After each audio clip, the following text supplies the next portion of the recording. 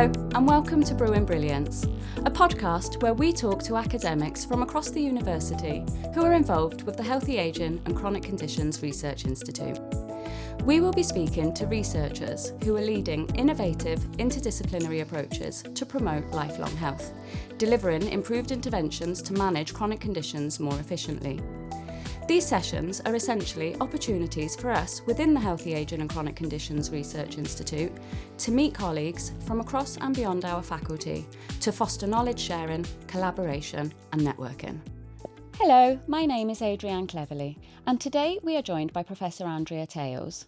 Andrea's experience spans across research, science, cognition, brain function, attention and perception in ageing, Alzheimer's disease and vascular cognitive impairment, with a specific interest in smart technology that can help people with dementia live more independently. Andrea has published extensively and works with a large ageing and dementia research network, having supervised many PhD students and is happy to supervise more.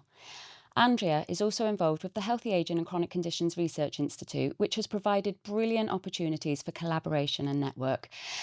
Hello, welcome, and thank you for joining us. It's great, thank you, pleasure. I've got a nice, easy question to get started. So can you tell us a little bit about your background and how you came into ageing and dementia research? What was it that sparked your interest? Well, I had an initial interest when I was doing my PhD to look at a brain mechanism which is amazingly ancient but really important to us, and that's automatic change detection. And we know that if you hear a noise, you will orient to that noise whether you want to or not. And it's really powerful, and it tells us that there's a potentially important change going on in the environment, an animal that might start to chase you, for example. And my PhD was about trying to find the visual analogue of that. And in fact, we did. We found a visual version, and it had been debated for years, but we found proof of it. And that was working with Dr. Stuart Butler and his team. And it was a fantastic PhD. I enjoyed every minute of it. But during that PhD, about a year in, I read an academic paper that said, actually, there's nothing wrong with the visual system in Alzheimer's at all. And it was just a random paper that I read, and I thought, I don't believe that, because of the neurochemicals involved, neurotransmitters involved in vision and what neurotransmitters were reduced in Alzheimer's and that kind of thing. And then I thought about the massive interconnectivity of the brain, and I thought, I just don't believe that. So we got in touch with Gordon Wilcock, and he ran a dementia research and medical clinic.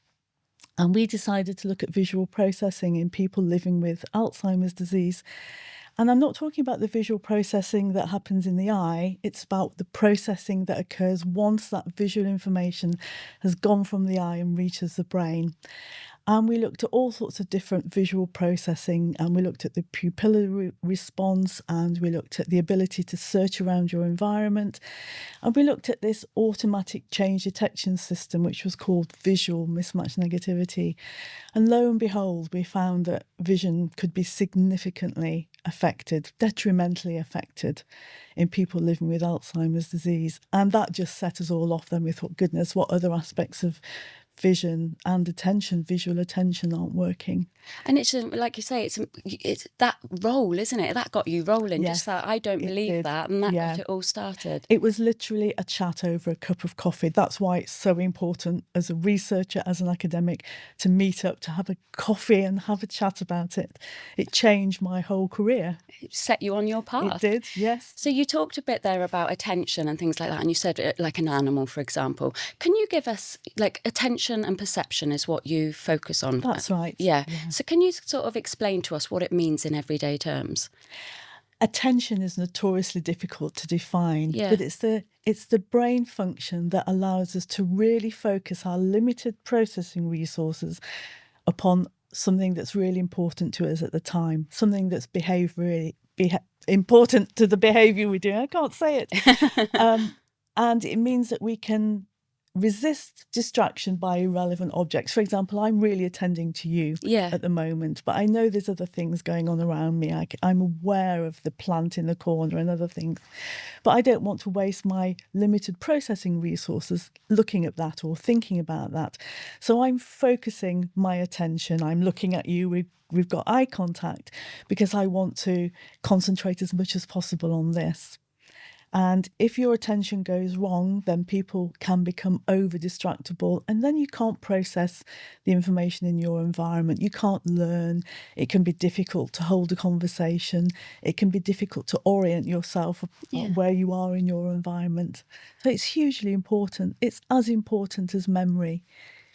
Yeah, so, and that was where I was going to say, like, for people living with dementia, that's a task in itself, isn't it? Because they haven't necessarily got that awareness to maybe focus their attention.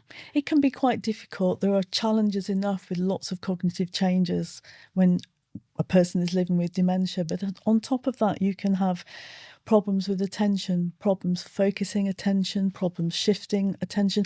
I can shift my attention at will. I can decide to shift it from you to look at the camera person or to look at the flowers. Yeah. And that can be more difficult if you're living with dementia.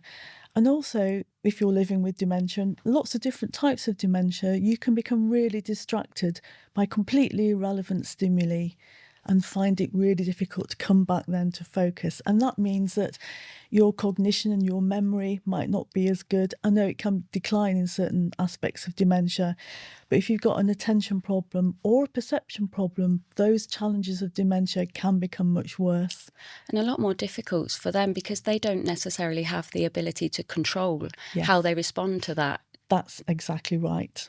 Because an important part of that is the ability to control your attention, and it might be called executive control or attentional control. And many people living with dementia find it very difficult to do that. Not everybody. Yeah. You have to be really clear that not everybody living with dementia has attention and perceptual problems, but some people do. And some of them as well would have that attention difficulties as well as like hearing and visual difficulties. That's right. And it really makes such a difference because they're all interlinked. I think sometimes, especially in some of the sciences and psychology, what I've done personally is you tend to think, right, I'm just going to study attention or I'm just going to study vision. But of course, they're all interrelated. You can't have one without the other. Yeah. But we can isolate some very specific aspects of attention and perception. And you can't really have one without the other. If you can't attend to a stimulus, an object, it's really difficult for it then to enter your working memory and sometimes even other aspects of memory and cognitive and brain processing. So you just don't see, if you like, or hear the environment as you might do normally, and that means that things can be misinterpreted or missed. Yeah, because you could get a misdiagnosis as well, couldn't you, if you're experiencing one of those. There is some evidence to show that if you have difficulties with attending, or if your attention fluctuates, which it can do in some types of dementia, then that means if you're doing a cognitive test, it might not be your memory that's bad, but the fact that you can't actually concentrate or maintain your concentration on doing the test. And so your attention might wander, and thus you can't. If you've got background, like you said, you've got things going on in the background. If you're trying to do that cognitive task and you've got lots of noise in the background. That's right. Especially if you've got a hearing difficulty as well. Yes, and hearing and sensory difficulties compound that. There's quite a lot of evidence to show that not just attention, but poor hearing and poor vision can very decidedly affect your ability to do cognitive testing. I mean, I think that's much more well recognised now, and people will ask a person who's attending memory services, have you got your glasses with you? Have you got your hearing aid? When did you last have that checked? And if necessary, we'll make sure that a person's hearing and vision and other sensory processes are okay before testing. It's quite different as well, isn't it, with different types of dementia, because you've got those hurdles to overcome as well. Right. And some types of dementia, like posterior cortical atrophy, do have it used to be called visual variant Alzheimer's, and there's a really profound visual perceptual and visual cognition change. And again, people are much more aware of it now than when I did my PhD. So it's really important to take that into account. But if you are a caregiver or if you're a person doing research in this area and you're not aware of how important sensory, perceptual and attention function is to the rest of cognition, and especially to how a person might be behaving, their signs and symptoms, we know that all these attention and vision and hearing and also taste and smell can really affect how a person interacts with their environment, and it will affect their signs and symptoms. Temperature as well, isn't it? You know, you take for Yes, granted that's something right. simple, like because you touched on sensory there a little bit. Yes. Are there any particular types of dementia where that perceptual or attentional changes are more pronounced or better understood? Posterior cortical atrophy, very much so, where it's understood that the pathological processes tend to affect visual processing, visual attention, visual perception and visual cognition. And that's really escalated in the past few years in terms of understanding of that, because we now know that there are dozens of different types of dementia, all of which have different etiologies probably, and people can have mixed dementia as well. So, for example, vascular dementia is a very common form of dementia, but many people will also be living with Alzheimer's pathology as well.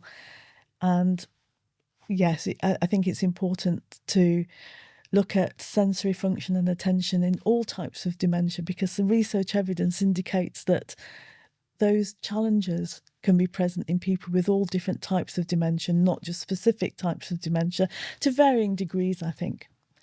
But also there are people living with mild cognitive impairment and subjective cognitive decline.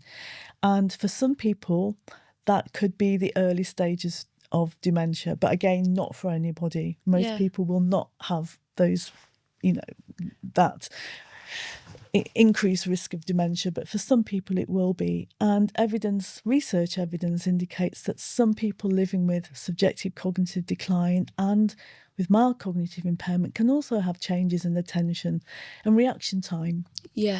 Information processing speed, all these things that we're quite used to studying, especially in psychology and some parts of medicine.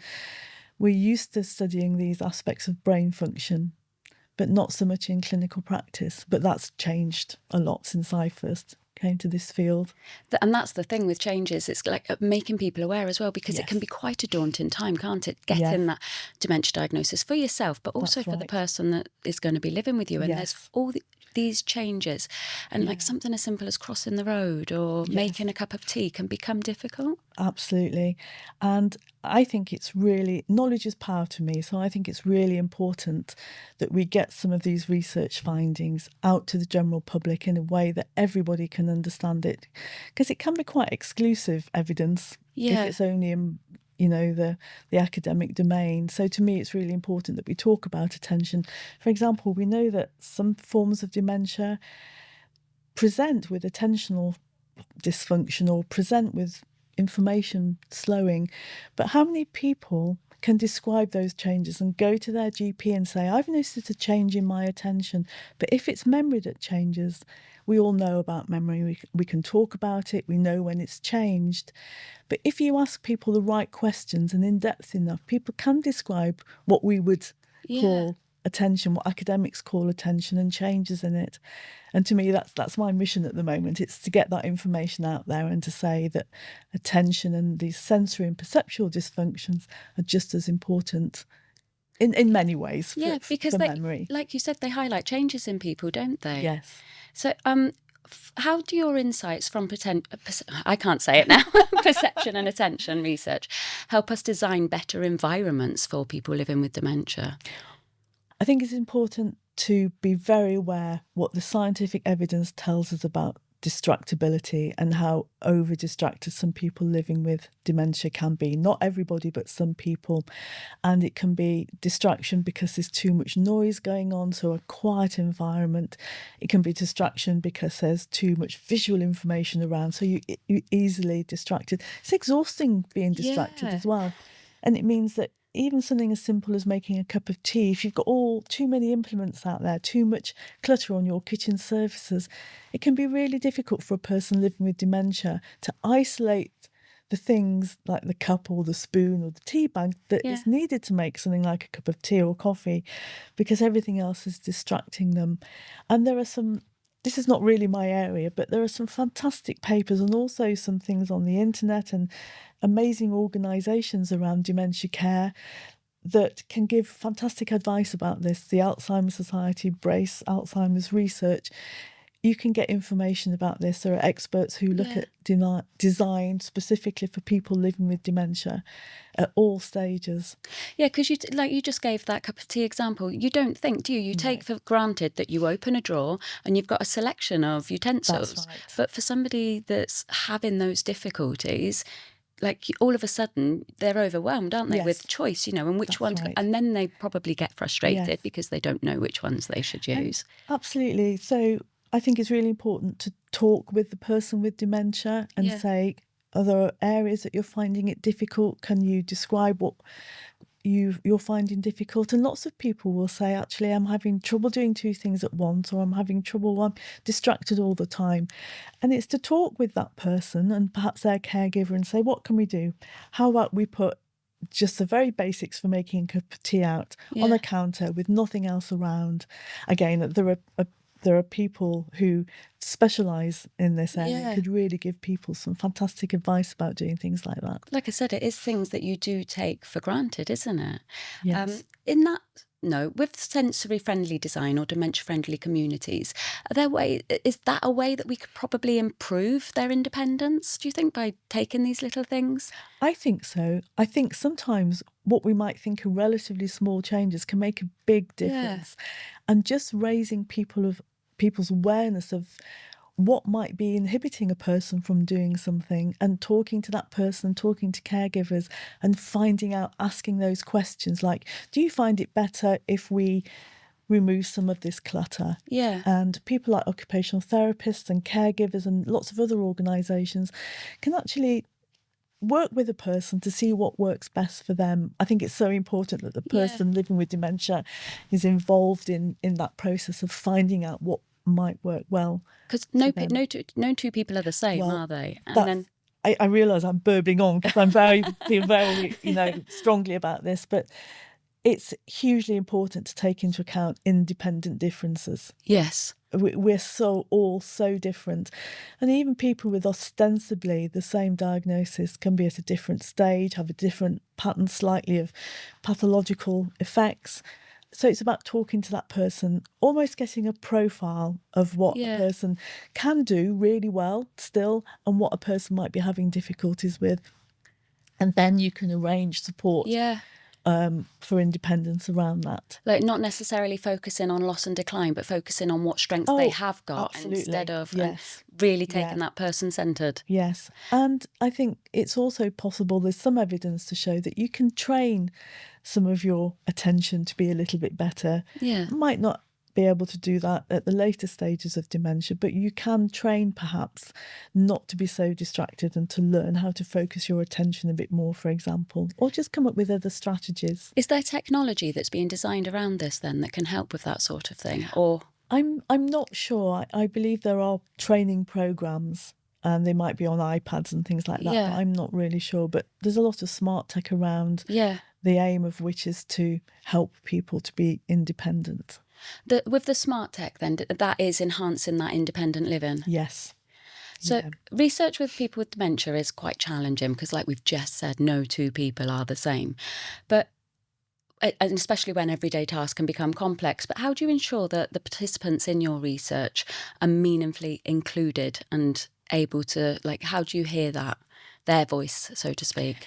When I did my PhD, I worked in a memory clinic, as it was called at the time, and we weren't allowed to cold call people. People were, when they were invited to the clinic, they were told in their letter that it's a research unit as well, and if they would like the opportunity to talk to somebody about research, they could. And most people who came along wanted at least to talk to people, and that's something I would do. So we talked to people about potential research, what it entailed, would they like to take part, and that was really important because researchers had ideas and people would say, yes, I'll be involved in that. Yeah. And then a really big shift came about because suddenly it was, I'm talking a long time ago now, it was about, well, actually, why aren't we asking people who are living with dementia and cognitive impairment what they want to be researched into? What do they want to know? What is meaningful for them?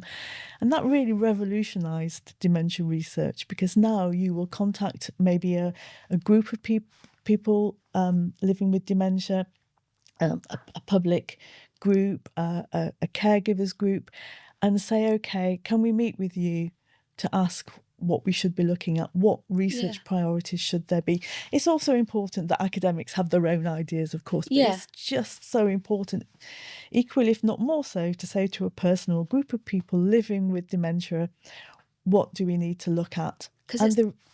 No, you carry on. The response is fantastic, and it highlights things that me as an academic, I'll just speak for myself, might not have realised what's important, and how it's about making a difference. And it's about empowering people living with dementia to say, well, actually, this is important to me. I don't think anybody's realising about this. And in fact, I gave a talk many years ago about the sensory changes and perceptual and attention changes we found in people living with vascular dementia and Alzheimer's disease. And some people who were living with dementia were at the conference and said, oh, it's great, somebody finally understands what we've been going through. Because years and years ago, it was all about memory and people didn't understand sometimes about these other changes. Yeah, and it's their lived experience, isn't Absolutely. it? You know? And that's vital in research. Absolutely, yes. On that note, what research are you currently, or what research have you recently done that really sparked some interesting questions or things that you thought were worth exploring? We've been working on looking at white matter changes in vascular dementia with Dr. Emma Richards, who left a while ago, looking at changes in information processing speed, which are a proxy of white matter changes in the brain. And that's been really exciting research, because something as simple as measuring information processing speed and how variable it is has been found to be a really good indicator of somebody's white matter changes when they're living with vascular dementia or vascular cognitive impairment. And again, I remember several years ago at Swansea University, somebody asked, why on earth was I looking at reaction time? What possible information could it give apart from the fact that somebody was slow? And that's the answer, really. It can give us a fantastic insight into the functional integrity of a person's brain. And we know that slowing occurs a little bit with cognitively healthy ageing, but it can be profound in people living with vascular dementia, for example. And information processing speed just shows how difficult it is to do other types of cognitive processing and how slow that might be as well. Yeah, because you could have a conversation, couldn't you, and ask a question, and then especially if there's more than just yourself and the person living with dementia, and then they will answer the question you asked them. Yes. Much further down the line, but it's because they've had to try and process what's being said. Yeah. And other research I'm doing at the moment is about the public understanding of attention. And it's about, if we go to the general public, do they understand attention as I would as an academic? And that, again, that's with Emma Richards and, lots of other people. It's interesting you say that, because that was my next question. Do you think there's enough public awareness around perceptual and attentional changes? And I think it's increasing. Yeah. There wasn't many years ago. And I would like to be able... I'd like to think that people, if they know what attention is and understood it, and attention, that's a great big umbrella word. Yeah. But in fact, it's about alerting, shifting attention. It's about stopping yourself, keep orienting to the same thing. It has dozens and dozens of different aspects to it. Well, not dozens, I'm exaggerating. But it has lots of specific components that are really important per se. For example, finding a friend in a crowd, it's called visual search. Yeah. It's usually quite easy to do, especially if your friend has a blue hat and looks different to everybody else, for example. But if you're a person living with dementia, shifting around of your attention from places to places. Let's say you're in a football crowd. Yeah. It's so much more inefficient and it can take a long time. It can be really frustrating. You might not be able to find an object in your house because it's so difficult to keep focusing on location after location looking for that object.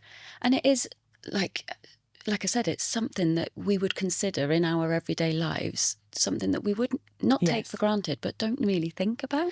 That's right. And again, it's something that we commonly, there are hundreds of academic papers about, for example, visual search in ageing and dementia, but it's not always looked at clinically. Yeah. And that's not a criticism, because it's really important to get a excellent range of measures of what cognitive function is maybe declining a little bit. So it's not a criticism, but it's just a thought that maybe if we knew a bit more and we could test a few more of these or even talk about it, it would just help understand and make people maybe aware of some changes that are occurring. And it's things that you might, like yourself, start noticing, especially if that awareness is there. Yes.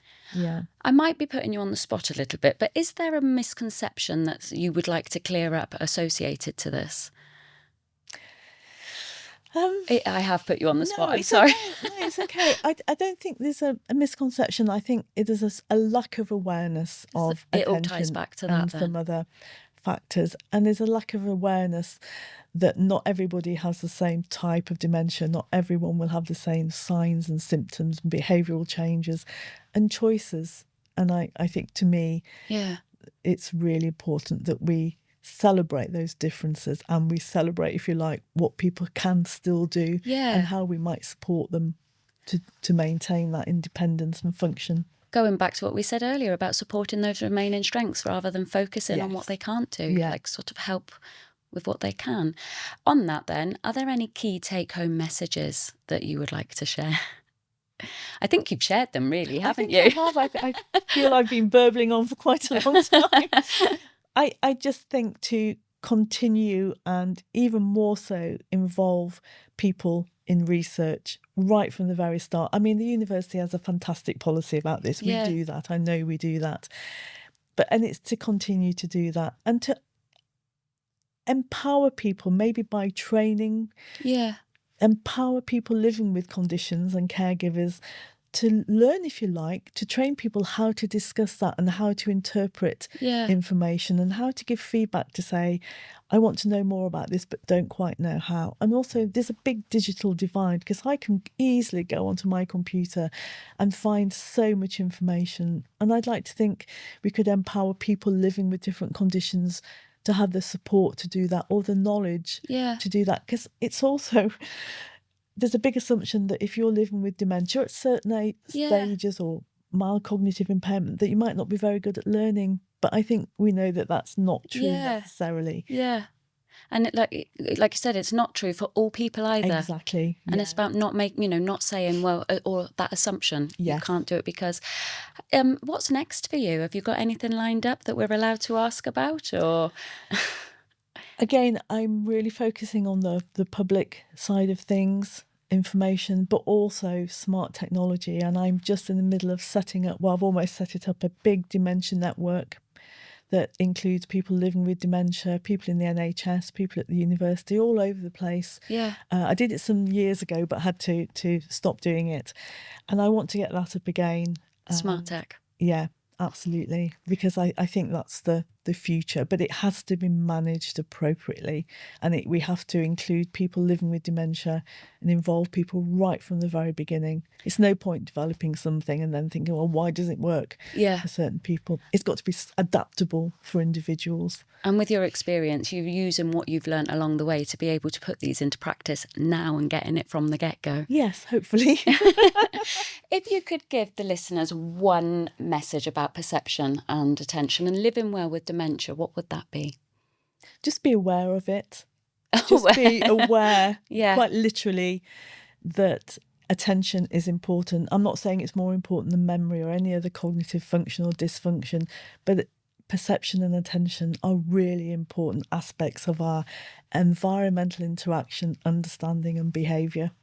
Do you know what? This is so interesting. I'm going to be thinking about my simple things now, like when I'm making a cup of tea or something, because like I said, I know I've said it about 3 times, but you do take these everyday tasks for granted, don't you?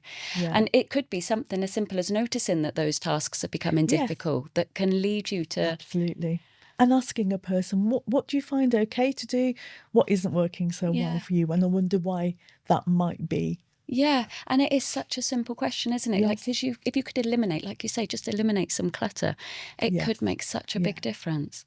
Oh, do you know, this is so fascinating. And if you do get your smart tech, when you get your smart tech, you can come back and tell us how that's going as well. Thank you. Oh, I've really enjoyed listening to this. Thank you so much. Oh, it's been great. Thank you for the opportunity. It's a very interesting topic of conversation as far as I'm concerned. So if people would like to find out more, are they able to reach out to you? Oh, please do. Just email me. Yeah. Absolutely fine. LinkedIn or my university email. There we go. So you can find Andrea on the staff pages at Swansea University. But also, if there is anything else you would like to find out about this podcast or about what we've discussed today, then you can get in touch at the Faculty of Medicine, Health and Life Science, and we are the Healthy Aging and Chronic Conditions Research Institute.